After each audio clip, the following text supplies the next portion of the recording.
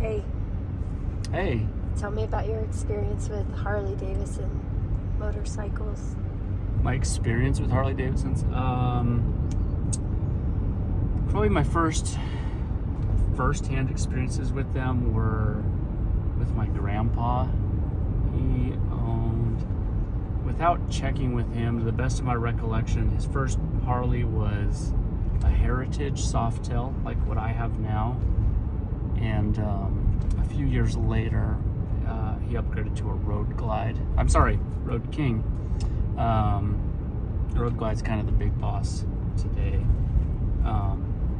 But he upgraded to a Road King from his Heritage. I don't remember too much about that Heritage. There's a couple of photos of me and him sitting on it in the garage, but I was pretty young. But I remember when he got the Road King, at that time he lived in Pocatello, Idaho. Closest dealership was in Blackfoot, and so I remember riding over there. My grandma drove he and I to Blackfoot, which is like 30 minutes away, and then I got to ride home with him from Blackfoot back to Pocatello, which was actually, and I think I was only 6 or 7, so it's actually a pretty good little clip for a little guy. And I remember my grandma getting me dressed up in, I think it was a denim Harley Davidson jacket. And I think I was actually wearing a snowmobile helmet. I'll have to look at pictures now or ask her to totally refresh myself. That's just from my memory. And I remember I had this pair of Oakley sunglasses that my uncle gave me. I don't know why he gave them to me, because they were in like perfect condition, and I loved those things for years and years. But I remember, kind of funny that I remember those silly details, but I remember wearing those under the clear visor of the snowmobile helmet that I rode home on. So those are kind of my first Harley memories. But I also remember the first time actually riding one myself. Probably I had a little bit of motorcycle experience before that, so I knew how to ride a motorcycle, work a clutch, but I think I was around 14 riding another uncle's that was also a Heritage. I don't remember what year that was. I know it was, that motorcycle had the 88-inch motor, but I don't remember what year the motorcycle was. Really nice Heritage, just kind of a cool purple color, and he did a lot of work to it. It's super neat. So those are kind of my first Harley experiences. I didn't get my first Harley until I was, what was that, 30, I think, which is also a Heritage. Did you try out a bunch of different ones, or you just went for Heritage because that's what you grew up with? No, I didn't try. I didn't really consider anything else. When I decided I was ready to get one, I pretty much knew I wanted that model. The Heritage is super cool because it's a very classic Harley look, and then the Heritage is the Softail model, so it's got the hidden shocks. It looks like an old motorcycle from like the 30s or 40s. Hardtail is what it looks like. That's why the name Heritage Softail. It looks like a hardtail, but it's actually a Softail. It's got the shocks hidden in it. But besides that, it's a super versatile model. Without stepping up to like what they call a touring frame in the Harley world, which is kind of their biggest ones. The Heritage gives you most of the features that you get on a touring bike, but it's still a little bit smaller, a little bit less money. But that's just kind of the quintessential Harley that I, without looking at numbers, I'm sure they make more Heritages than anything else. I might be wrong, but I would guess that. So you said your first Harley was a Heritage. Tell me more about that.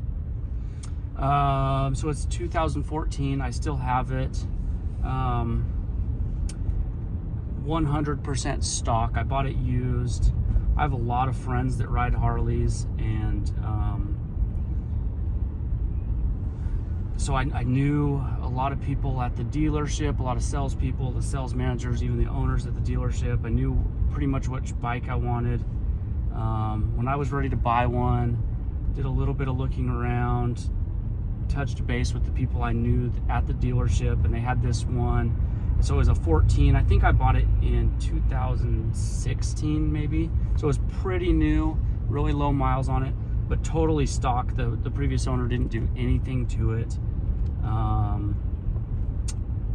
But it was amazing. I bought it, I think, in February. And so here in Idaho, pretty cold. I would guess that's probably our coldest month of the year, actually. And I remember that year we didn't have very much snow at all. It's kind of like today. It's cold and wet, but no snow.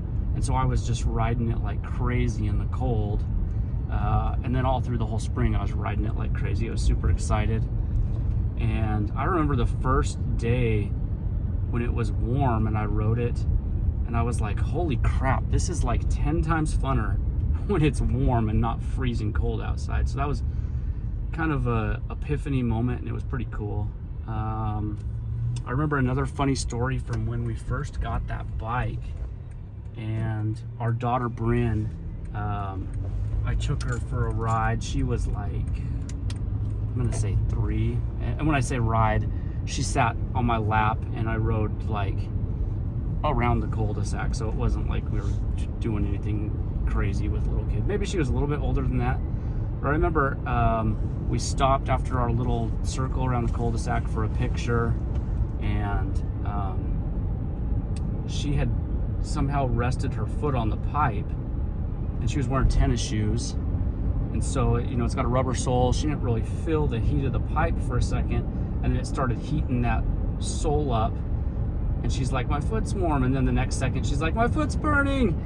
And of course, there's rubber all over the pipe, and she's screaming, and it didn't actually hurt her. Her foot was just getting warm, but she kind of freaked out. So it's kind of a funny story from our intro into the Harley world.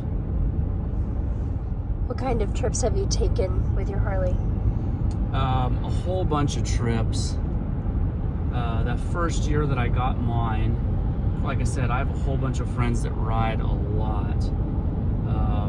And so I put on, I want to say 8,000 miles, 8 or 10,000 miles the first summer that I had it, which is pretty good on a motorcycle. You know, that's a lot of miles to put on a car in a year, and I put that on a motorcycle in like 5 months, so that was pretty cool. Here in Idaho, we've got a lot of local trips that are like day trips or overnight trips that my friends and I like to do. We're in the Boise area. One of our favorite like overnight trips, you know, you get an extra day off for the weekend, or you just plan it out for the weekend, is over to eastern Idaho, a place called Arco, which is a town of like 30 people. There's nothing there at all. It's where the U.S. government has a big lab where they work on nuclear energy and stuff like that. And there would be nothing there if the lab wasn't there, I'm sure. But that has turned out to be one of our favorite pretty short trips. It's like a 3.5-hour ride from here. But in the summertime, you cut across if you've never experienced it, you just imagine it's desert or potato fields. But the route is actually more mountainous and meadowy and prairie. There's a beautiful world famous trout fishing river. So it's a great ride. And then of course, my first year that I got my Harley, I had to go to Sturgis, and I think we put 5,000 miles on just on that trip. That was like an 11-day trip. But that's incredible. Sturgis is super fun. I always tell people that have never been there, you would be surprised. I think that most people think Sturgis is just this radical, wild, crazy, outlaw, uncontrolled thing, and it's not. I was shocked at how many families I saw there. Of course, that's not everybody. It's still rare, but how many families, how many little kids that we saw there. So Sturgis is cool. It's a lot like going to a carnival or fair, and everybody at the fair or carnival is a biker. So you just broke the reputation for Sturgeon. Sturgis? Yeah, maybe so. So you should go and check it out. It's a lot of fun.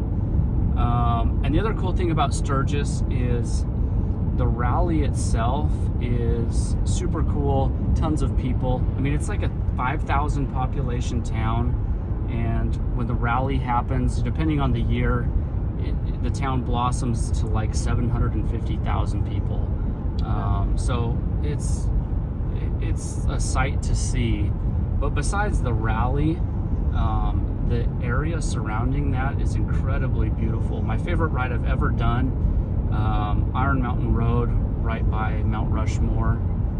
But we've got a couple videos about that you should check out and search out some more videos of that. But just absolutely beautiful, fun, super awesome.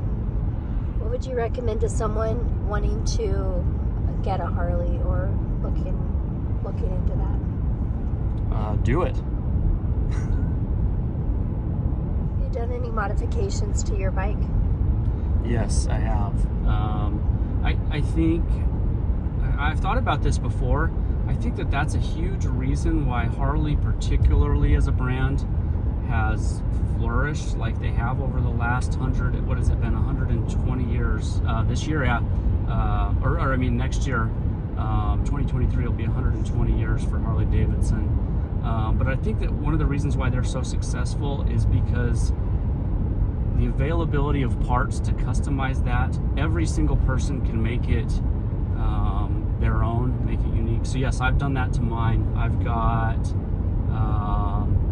fishtail exhaust on it, which is kind of a really retro classic styling from the very early days of Harley.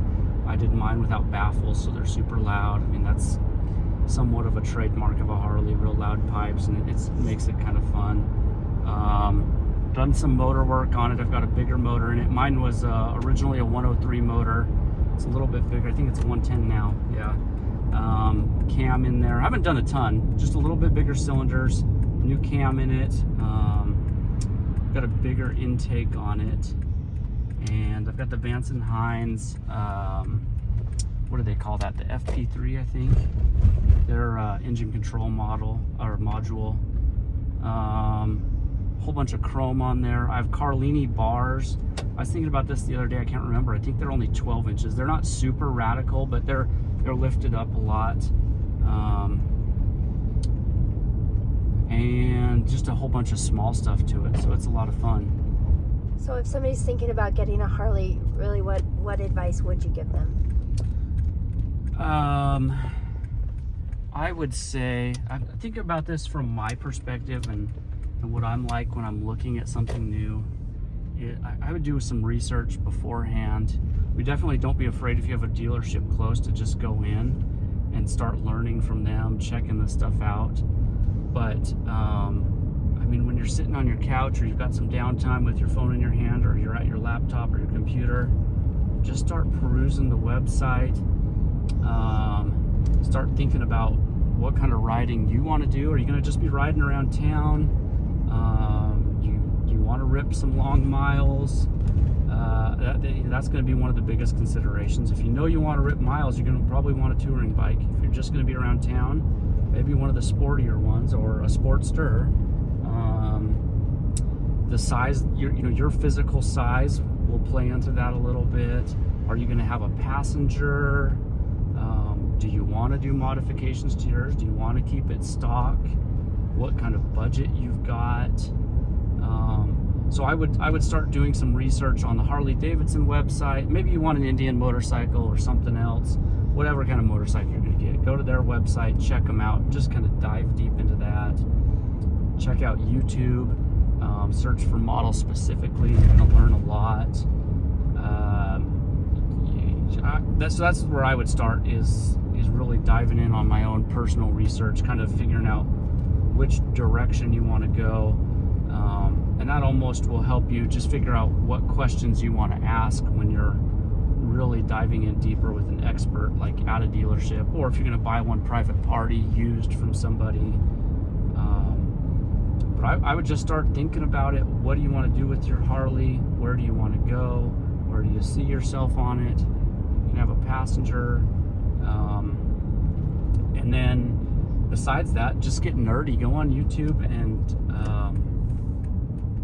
find a whole bunch of videos and just get excited about it. Start seeing cool things. I remember when I was first really getting into it, I knew that my friend's route that they like to ride to Sturgis always included, either on the way there or on the way back, Beartooth Pass in Montana, coming from Montana to Wyoming. And so I watched a whole bunch of videos of people riding their motorcycles over Beartooth Pass. I highly recommend that, by the way. That is a bucket list kind of thing. It's incredible. So I would just start doing some research, figuring out what questions you want to do. And, Harley Davidson's not the only cool brand. I think it's the coolest. But Indian motorcycles are super cool, super nice. That might be something you check out. And there's a whole bunch of other brands out there too. You mentioned going on YouTube and looking at videos. Do you have any special groups on Facebook or things like that you learn a lot from? My friend, I helped one of my friends that I ride with, kind of launch a Facebook group called Motorcycle Camping and Touring. I actually haven't even looked at that in a few months. I think that there's like 13,000 members worldwide, so that's cool. I'm going to plug that, but there's a lot of groups out there. Just punch it in the search bar and you'll find cool stuff. In fact, when you're looking, you're going to find like all the data bullet points about bikes, from the manufacturer, but you might find the most relevant information, people's honest personal reviews from people instead of the brands themselves. Do you have any experience with KOAs on motorcycle trips? You must have asked that question because that's one of our favorite places. The KOA campgrounds, and there's a couple, depending on what part of the country you're in, there's a couple of different brands or businesses besides KOA, but out west we have a lot of those, and they're absolutely perfect for traveling on a motorcycle. You can get a little cabin that sleeps 3 to 4 people, and it's like $60 a night. You can park your motorcycle right in front, like 5 feet from the door of it, so you're not really worried about security, and it's just great accommodation. You can do laundry there, you can take a shower there. But that being said, it's also fun to rough it off your motorcycle. When we do our trips, we've always got a sleeping bag and tent in our saddlebags, so that's a cool option too. But it's always not, and we do that a lot. Probably a 50-50 mix on the trips that I've been on the big trips, between tent camping and then staying in some kind of established campground or something like that. But the KOAs are particularly cool on a motorcycle because they're convenient, they're affordable, and they've got all the amenities where you can, if you've had 2 or 3 days on the road and you haven't had a shower, you've just been in a tent, you can do your laundry, take a shower, shave if you want to, all of that stuff, sleep in an air-conditioned little cabin. So those are cool. Do you take any passengers on your motorcycle? Depending on who it is, I love to take passengers. I love to take my kiddos. They've never been on a super long haul, but they're still, our kids are 9 and 10, and they still 9 and 11. Mason just turned 11 a couple weeks ago. But there's, even at their age, they still like get giggly and giddy and like have it just like kind of makes me laugh how much they like it. Even just tooling around the neighborhood, so that's cool. But I think my favorite passenger to ride with is the person behind the camera right now. Is there anything else that you want to say about Harley Davidson? One thing, this is kind of, it sounds small, but to me it's really cool. And I always point this out to people that aren't motorcycle riders, because I think it's cool.